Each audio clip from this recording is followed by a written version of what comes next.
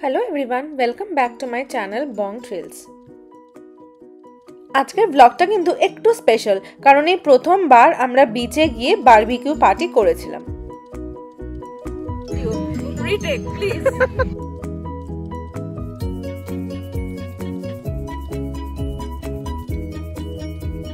আজ দিনটা 25শে মে, রবিবার, কিন্তু শুরু হচ্ছে একেবারে হ্যারি স্ট্রিটের থেকে। কেন? কারণ আমরা এখানে চলে এসেছিলাম কিছু কাঠ আর কয়লা নিয়ে যাব বলে, আর চেয়েছিলাম কিছু বরফ নিয়ে যাবো বিকজ কোল্ড ড্রিঙ্কসগুলো রাখবো বলে। কিন্তু দুর্ভাগ্যজনকভাবে আমরা গিয়ে দেখলাম যে হ্যারি স্ট্রিটারে সমস্ত বরফ শেষ। তাই আলটিমেটলি আমরা ফুড লায়ন থেকে বরফ নিয়ে তারপরে দাদাদের বাড়িতে গেলাম একসাথে বেরোবো বলে।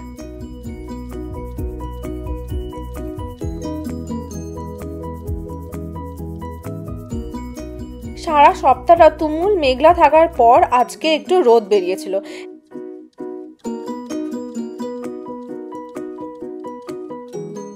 আর দিনটা পারফেক্ট ফর জর্ডান, কারণ কালকের দিনটা মানে 26 মে এখানে মেমোরিয়াল ডে হিসেবে সেলিব্রেট হয়, তো সেই দিনটাও আমাদের ছুটিই থাকে।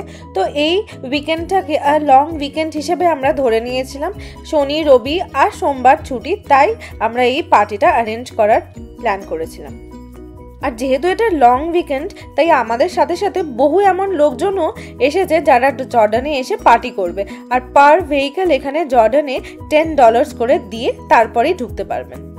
আর এখানে একটা খুব ইম্পর্ট্যান্ট জিনিস যেটা বলে রাখা খুবই দরকার, সেটা হলো জর্ডানে ঢুকতে গেলে এই পার্কিং ফিটা কিন্তু ইন ক্যাশেই দিতে হয়, কোনো কার্ড এখানে অ্যাকসেপ্ট করা হয় না। চারিপাশটা একবার দেখেছেন কত গাড়ি, মানে কত লোকজন এসেছে।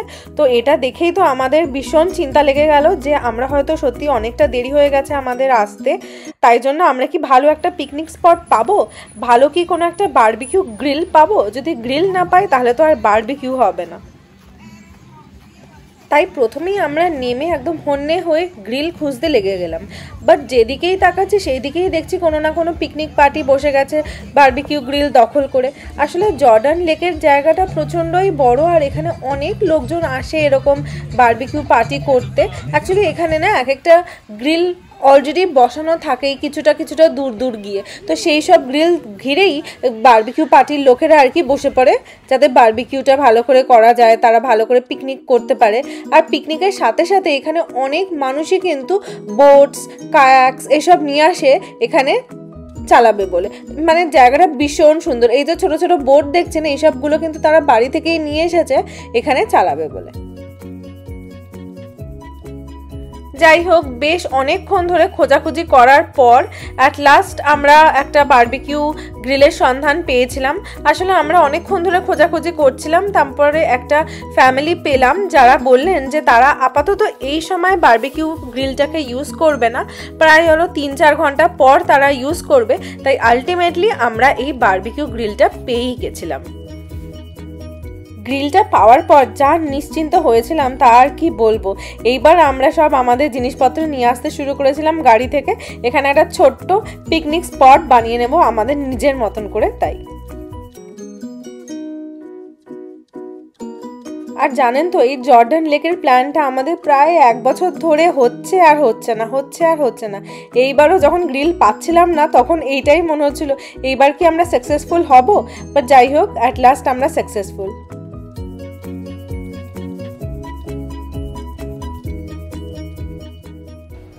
বারবিকিউ গ্রিলটা পাওয়ার পর সব ছেলেরা মিলে সেটাকে পরিষ্কার করে আগুন ধরানোর ব্যবস্থা করছিল। এই যে এইরকম কাঠ আর কয়লাই আমরা হ্যারি স্ট্রিটার থেকে নিয়ে এসেছিলাম, যেগুলোর সাহায্যে আমরা আগুন ধরাচ্ছিলাম। তো এটা একটা নতুন এক্সপিরিয়েন্স ছিল, বেশ মজাও লাগছিল, বাট বেশ অনেকটা টাইমও লেগে গেছিলো কিন্তু আগুন ধরতে। ব্যাস এই যে একদম আগুন রেডি। এইবার জাস্ট ঝপাঝপ জিনিসগুলো বসিয়ে দিলেই বারবিকিউ হয়ে যাবে।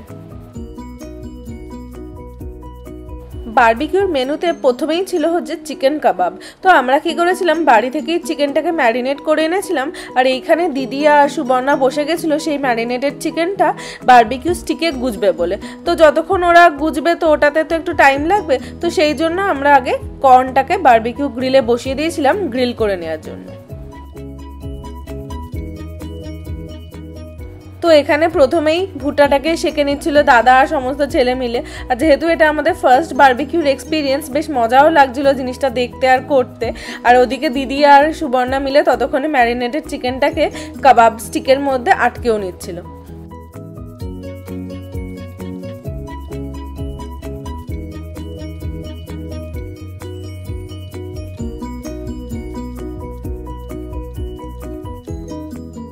সত্যি বলতে এই বারবিকিউ গ্রিলটা পেয়ে আমাদের বেশ ভালোই হয়েছিল। গ্রিলটা আমাদের স্পটটা থেকে দূরেও ছিল, যাতে ধোঁয়াও বেশি আসছিল না, আর বেশ আমরা ওখানে গল্পগুজব করে জিনিসগুলো করতেও পারছিলাম।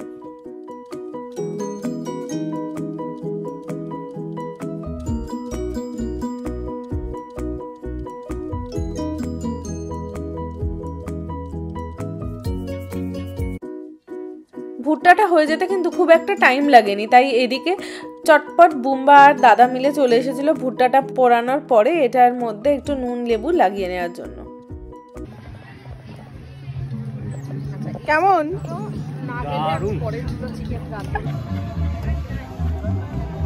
কেমন ভুট্টাটা? দারুন দারুন। আর চলবে? আর হবে? এই যে হচ্ছে এখনো।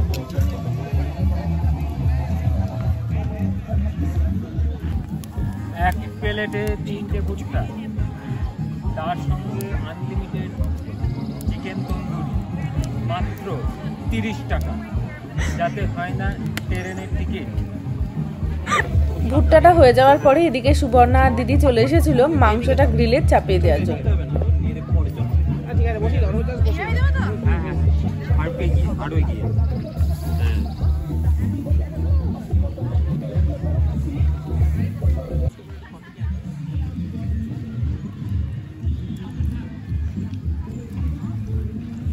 এখানে আমরা সবাই চিকেনটাকে চাপিয়ে তারপরে ভুট্টাটা এনজয় করছিলাম। সত্যি প্রচন্ড ভালো খেতে ছিল ভুট্টাটা।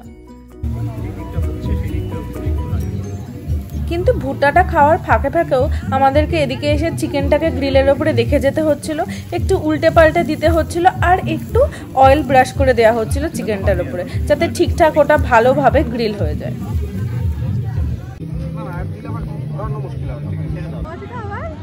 এই বারবিকিউর ফাঁকে ফাঁকে মাঝে মাঝে এই বিচটাও প্রচণ্ড মনটা টানছিল। হ্যাঁ, জর্ডান একটা খুব বড় লেক, কিন্তু এই লেকটাকে কেন্দ্র করে একটা কৃত্রিম বিচও এখানে করা রয়েছে, যেখানে আপনি গিয়ে বিচের মজাটাও যাতে এনজয় করতে পারেন। আর এই বিচটা থেকে কিছুটা উঠে এলেই এই বারবিকিউ ওভেনের লাইন, যেখানে অনায়াসেই পিকনিক করা যায়। চিকেনটা হয়ে গেছে। আর ওদিকে বিচটা ঘুরে দেখে এসেই দেখলাম যে আমাদের চিকেন কাবাব অলমোস্ট রেডি, আর এখানে জাস্ট কাবাবগুলোকে শিক থেকে ছাড়িয়ে নেওয়া হচ্ছে। এখন আমাদের হচ্ছে মালাই কাবাব, একদিন আমরা স্টলে খেয়েছি, নিজেরা বানাচ্ছি। এটা কিন্তু তন্দুরি কাবাব। এটা কি মালাই কাবাব করেছো তোমরা? না, এর মধ্যে মালাই নেই। যাও না আমাদের। I'm so sorry I ruined the video. Retake, please.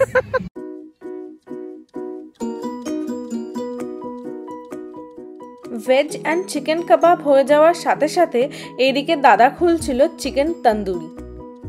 টাইমের ঘাটতি হবে দেখে এগুলো দিদি বাড়ি থেকেই বানিয়ে এনেছিল। এগুলি দেখতেও যেরকম ভালো, খেতেও তেমনি দারুণ হয়েছিল। দেখতে দেখতে আমাদের বারবিকিউর সমস্ত আইটেম একদম রেডি। মেনুতে ছিল হচ্ছে চিকেন রেশমি কাবাব, তার সাথে ছিল একটু ক্যাপসিকাম রোস্ট, একটু চিপস, আর ছিল চিকেন তন্দুরি। আর অলরেডি কর্নটা তো আমাদের খাওয়াই হয়ে গেছিলো। যা ছিল এগুলোকে দাদা তারপরে ভালো করে প্লেটে সবাইকে আস্তে আস্তে সার্ভ করে দিচ্ছিল।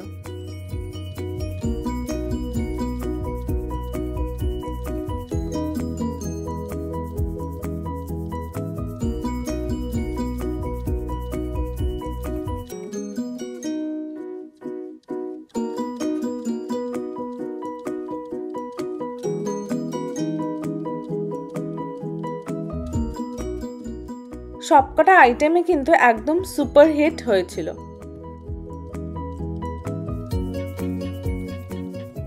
এসব গল্প আড্ডা দিয়ে সবার সাথে একসাথে এরকম পিকনিক একটা আমেজে খেতেও কিন্তু বেশ ভালো লাগছিল। সেই ছোটবেলার পিকনিকগুলোর কথা মনে পড়ে যাচ্ছিল, যেখানে চারিদিকে অনেক ধরনের গান বাজনা চলছে, অনেক পিকনিক পার্টিস রয়েছে, তার মাঝে আমরা পিকনিক করছি।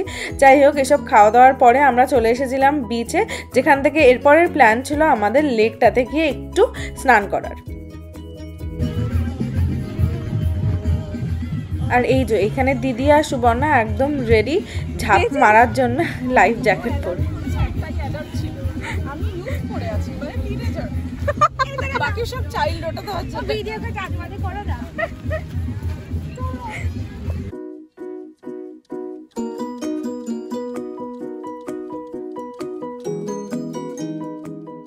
জলে নামার জন্য তো আমরা সবাই ভীষণ এক্সাইটেড ছিলাম। ও তো সত্যিই ওখানেই নাচ করতে শুরু করে দিয়েছে যে জলে নামবে। যাই হোক, কিন্তু জলে নেমে আমরা বুঝতে পেরেছিলাম যে জলটা ভীষণ ঠান্ডা, কনকনে ঠান্ডা। বুম্বা তো প্রথমে নামতেই চাইছিল না, তারপরে আস্তে আস্তে দাদা ওকে ভিজিয়ে ঠিক নামিয়েই ছিল।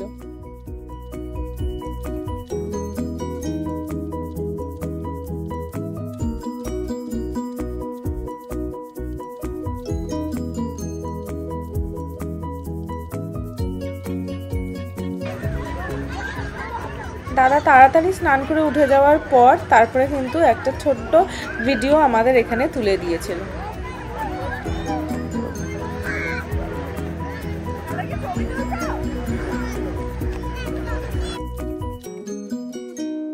তো জল থেকে উঠে কিন্তু আমাদের আবার ভীষণ খিদে পেয়ে গেছিলো। তো এটা আমরা প্ল্যান করেই রেখেছিলাম যে জল থেকে উঠে তো নিশ্চয়ই খিদে পাবে, তাই যে কটা চিকেন বাকি ছিল সেগুলোকে আবার আমরা নতুন করে গ্রিলে চাপিয়ে দিয়েছিলাম। তো এখানে দাদা আর ইন্দ্রনীলরা সেটাই করে নিচ্ছিল।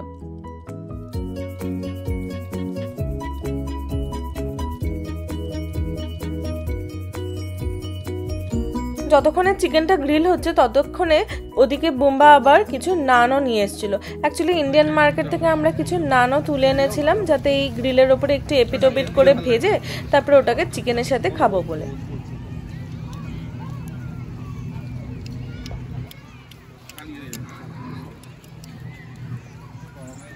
মোটামুটি আমাদের চিকেনগুলো হয়েই গেছে, জাস্ট নানগুলো করার অপেক্ষা। নানের ওপরেও কিন্তু হালকা করে একটু তেল ব্রাশ করে নেওয়া হচ্ছিল, যাতে খেতে আরো একটু ভালো লাগে।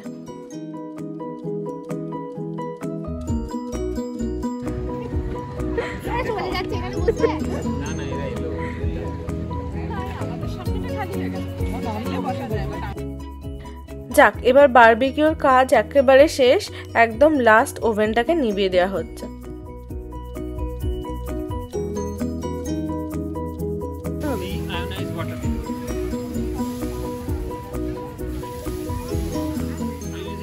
সবকিছু শেষ করে আমাদের খেতে বসতে বসতে প্রায় ওই ধরুন 5টা মতন হয়ে গেছিল বিকেল। আর জর্ডান থেকে স্নান করে উঠে প্রচণ্ড ঠান্ডা লাগছিল, তার সাথে এই গরম গরম কাবাব, যেন অমৃত।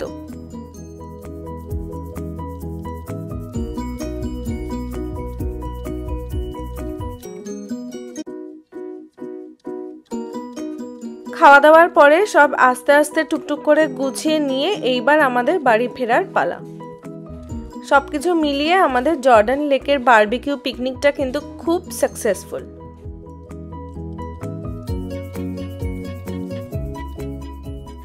এই ছিল আমাদের জর্ডান লেকের একটা বারবিকিউর পার্টির ব্লগ। যদি আপনাদের আমার ব্লগটা ভালো লেগে থাকে তাহলে ছোট্ট একটা লাইক দিয়ে দেবেন।